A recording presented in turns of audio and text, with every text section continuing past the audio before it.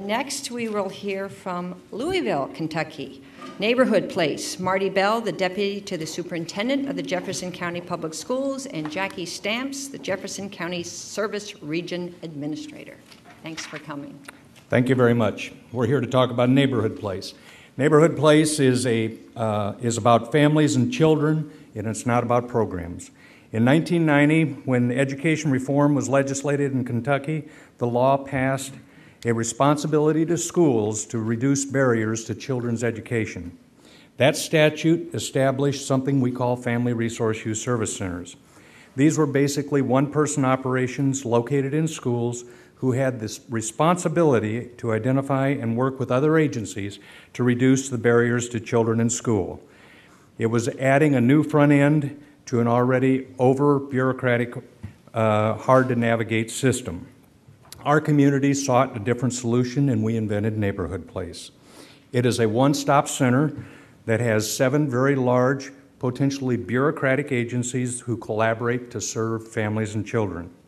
We think there are several themes that work that make Neighborhood Place unique.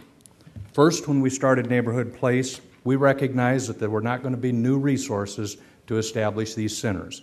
So we had to redeploy resources to make the Neighborhood Places work. We formed the collaboration around reducing barriers to children succeeding in school.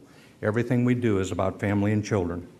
The geographic locations that we established were based upon the number of children on free lunch, not on some other adult welfare poverty demographic or something like that. The 99,000 student school system is a key player in the Health and Human Services collaboration. We think that's something unique. The collaboration is forged and held together by mutual trust and weekly meetings of the decision makers, and it's not held together by contracts, rules, and regulations. Neighborhood Place has thrived with 4 governors, 2 mayors, 3 superintendents, 5 health department directors, and 6 cabinet secretaries.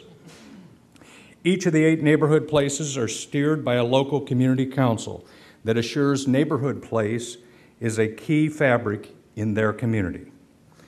We have ended the finger pointing from agency to agency about when children and families fail, and we have accepted that children and families must succeed, and that must be a joint responsibility. We have blurred the lines as whether it's a federal program, a state program, or a local program. It is a Neighborhood Place program we are providing to families. We regularly survey our customers and get mostly positive results from those surveys. We have a confidentiality form that allows us to work with families through family team meetings. Multi-services are provided to families with the goal of moving the family to self-sufficiency and the child to success in school. We have been described as nimble, which is a huge statement considering we are basically very large bureaucratic agencies working together. A primary example of that would be when Hurricane Katrina happened. We welcomed 4,000 families into our community as on a few days' notice and brought them in through our Welcome Center and Neighborhood Places. Let me leave you with this thought before Jackie comes in. We are the 16th largest city in our country, as the mayor would like to describe us, and we have established a child center system that provides a village to raise a child. Jackie? Good afternoon. Neighborhood Place has the potential for national transformation. It literally changes the way public agency staff work with families. In addition to measuring process goals, how we do business, we also look at how families are progressing in health, education, progress towards self-sufficiency, and child welfare. For instance, Neighborhood Place has impacted the child welfare system in Jefferson County in the areas of safety, permanency, and well-being. Cases are closed sooner with families remaining intact. When children are removed from their homes, twice as many children are placed with relatives than in formal foster care. Workers visit families more often in their homes. There are more foster care placements in the same communities where children lived prior to their removal. The percentage of adoption within 24 months for children with that goal exceeds the national standard and is nearly double any other region in Kentucky. There is now a community-wide focus on addressing disproportionality in the child welfare system. Over 750 community partners have been trained in the Undoing Racism seminar. Staff are part of the equation too. Staff at Neighborhood Place are happier and more satisfied with their jobs. In 9 years, only 3 Child Protective Service supervisors have left Neighborhood Place, and all of those were through retirements. And there has been no unnatural attrition, such as workers leaving the job and not coming back due to burnout. Let me tell you a little bit about one family that came to Neighborhood Place. This was a refugee family.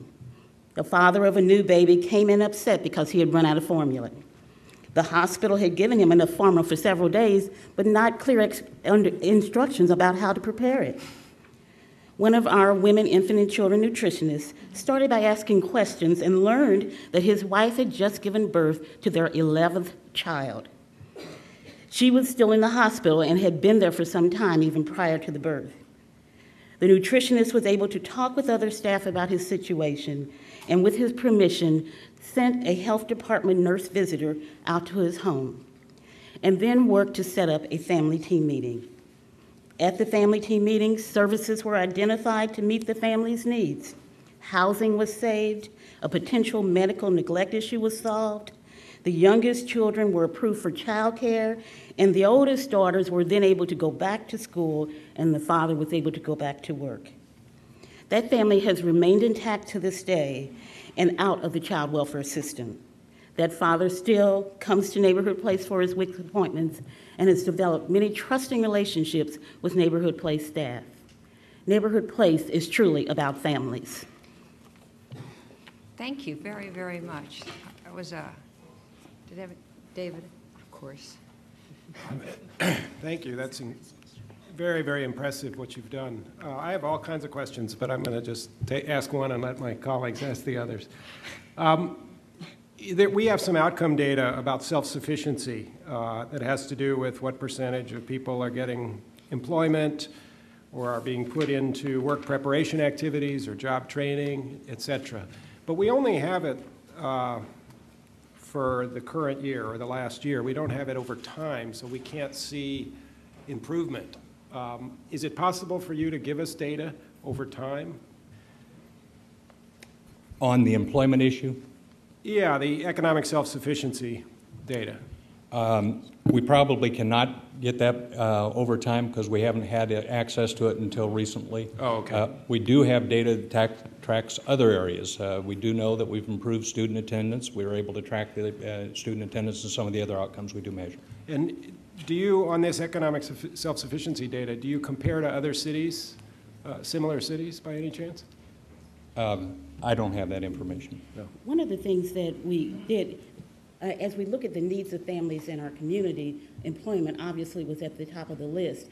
And so we engaged a partner to come into Neighborhood Place called Kentuckiana Works, which does provide employment services. So they have only been a partner for a little over a year, but that's part of what we do as Neighborhood Places, look at what families need by continually to assessing those families and then trying to bring in partners that can support those needs. One of the other things that we've just recently done, we are now part of the Family Economic Success Network that is being sponsored by the Center for the Study of Social Policy, and Neighborhood Place partners just last week went to DC to begin that learning network and to look at other ways that we can implement programs for economic success at Neighborhood Place.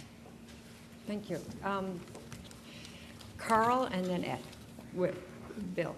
The site report sort of narrows in on the innovation here as establishing a culture of collaboration. Could you describe how that culture of collaboration is replicable and transferable elsewhere? Well, I think it's a matter of bringing willing parties to the table, individuals that want to focus on the needs of families and serve the needs of families jointly. It's not something I think you can legislate necessarily. It's something that needs to be the parties bringing together. By having the heads of the agencies all sitting at the table working together and then co-locating our staff and empowering them to work with families through family team meetings and through collaborative services. We're actually working to get families self-sufficient out of the system. And back to the question that Mr. Osborne asked, we can go back and track the data about families that moved out of the welfare system. We do have the ability to track that data. We have that historically. Bill? Yeah, the community councils, I'd be interested to know how important they are to the overall success of the program, what their role is, how they're put together, and so forth. Just fill me in a little bit on the community councils. The community councils play a huge importance. Each community council has a combination of customers that are served by Neighborhood Place, other private nonprofit service providers in the region, and Neighborhood Place staff. So it's a combination of all of those. And basically what they do is they help build the fabric of neighborhood into the community. We have 8 Neighborhood Place locations with 3 satellites, and each one has a little different flavor to it in terms of the kind of programs they're offering and so forth. Probably the best example I could give is one of our community councils said child care was an issue in our community. There were a number of kids that were having to move out of their community to get child care because there weren't enough child care providers. So that provided us an opportunity to work on that. And that's how they bring a sense to the Neighborhood Place. Do they have jurisdictional authority? No. They have advisory supportive authority, and it's worked very, very effectively for us. I'm actually, I love this program. I wanted to, send it off to a lot of people that I used to work with in Maryland. I thought it was just terrific. But I'm still trying to figure out that you have one building that has the staff in Louisville, and then is there staff out in the communities, or does everybody have to come to this one building, or do they go to these 8 centers? We have 8 locations with 3 satellites, so we actually have 11 locations, and each location has State Department staff, school district staff, city staff, health department staff, and they are working collaboratively. Most of the locations are located within school buildings, not all. So it is a very close school connection. And as we said... And mostly high schools, elementary, middle, or does it matter? All. Yeah, we've got them. We started the first one in a middle school. We've got them on middle school locations, high school locations, and elementary. So if you're in Louisville and you have an issue with, juvenile justice or child welfare, need health share. Or there are 12 places you can go to, either one of these community centers or the central office. And that's where the... If they went to the central office, they'd find whatever that central office had. It would not have collaborative services at the main location. Oh, so it's the 11 places. Great, thank you. They really would go to their neighborhoods where they should go. That's where we direct them.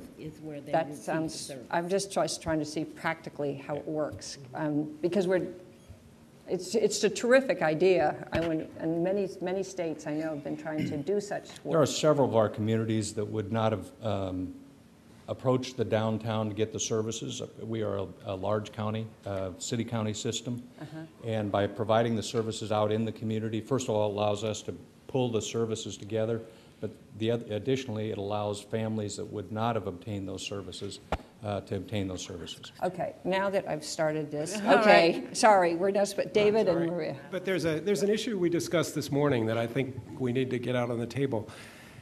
There's a lot of sort of one-stop shopping out there and co-location, but you've gone way beyond co-location. But when you think about replicating this, you can't just say to folks, co-locate your services.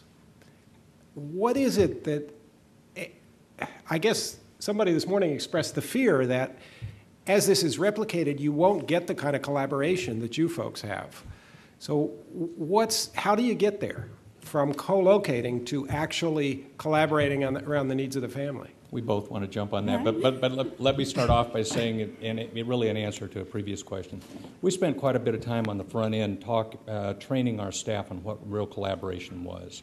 And we spent a great deal of time with all the 7 agencies involved in training together, learning what each other's responsibilities are and what they do.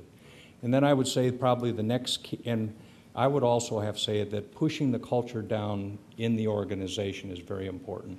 The other thing that I think is very important is the confidentiality agreement that we have, which when a family signs in, they sign saying that the various agencies can work together to help me on my issues or help me. So if you need housing, if you need health care, if you need food stamps, we can talk to each other, we can work with each other.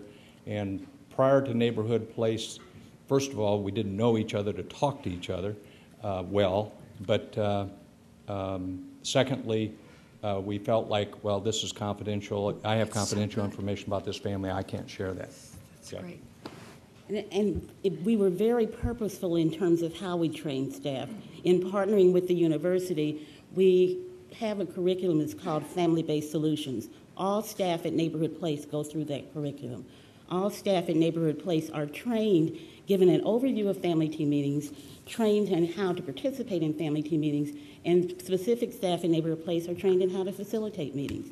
So there is this common language and common way of working with families that builds trusting relationships between staff and communities, and then helps families to achieve the outcomes that they want to achieve. Maria? My question was, how do you let families know about your services? How is it a teacher observes a student, or how do you do that? Well, the word on the street, the word in the community about Neighborhood Place, it's very well known. Okay. But as I mentioned it early in the comments, the Family Resource Youth Service Centers that are established in schools, their job is to identify family issues that may be taking place. If a student doesn't have clothes to come to school, or maybe when they do some further investigation, they find out that the family's up against rent problems, or they're finding up against there's some other family issue, we then tie them to Neighborhood Place. Let me press a little bit. It's sort of, I know what how do they find out enough? The schools over here, even if it's co-located, it's the teacher, the students. How does the Family Resource Center know enough to start providing services? To make the connection? Yeah. Well, we're full partners in the Neighborhood Place, the school system. I represent the school system. We're full partners, and our staff is trained with Neighborhood Place staff to know the services that are available and to make the connection. We actually have program specialists assigned at each of the Neighborhood Places that links back to the Family Resource Youth Service Centers, so that when a family is coming, there's a person there to receive them and connect them to the services of Neighborhood Place. And the Family Resource Center director is on Neighborhood Place operations and meets with us weekly. That's right. Well, we could obviously, this is fascinating to all of us, and thank you so much. You've done a terrific job of making your presentation. Thank you.